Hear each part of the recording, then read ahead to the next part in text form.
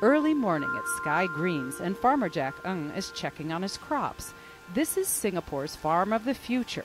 Instead of taking up large tracts of land, these plants will grow to maturity in troughs like this, stacked on aluminum towers. It's called vertical farming. Sky Greens has patented this system of rotating vertical racks. Singapore is land scarce country, so if we want to produce our own food, we must go high productivity. At the heart of this system is a water wheel, an ancient idea adapted to modern use. Here, it is powering the pulleys that move the racks of plants. The farm says the water wheel pump for one tower only needs the amount of energy it would take to power a light bulb. Instead of watering from above, the troughs of plants slowly rotate up and around the towers, eventually passing through a base of circulating water.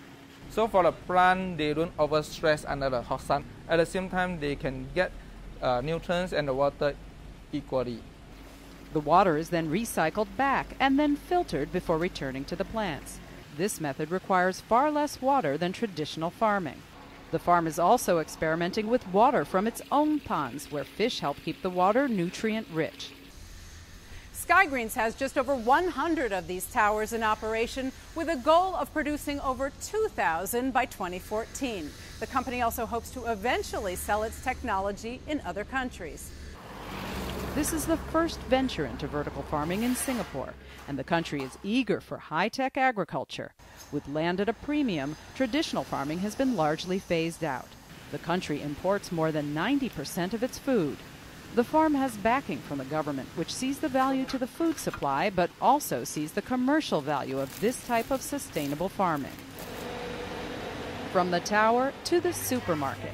Compared to imported food, locally grown food cuts down CO2 pollution emitted during transport. The fledgling farm has enough volume to place its produce in only a handful of stores in Singapore's major local chain. But the supermarket says that in 2 months, sales have climbed by 40%. Consumers are fully aware that these are coming from a local farm. They know they are able to get fresher vegetable.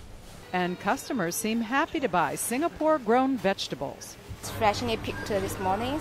It's very sweet.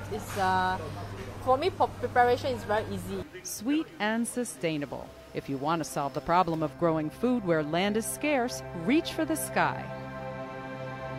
Liz Neeslaw, CNN, Singapore.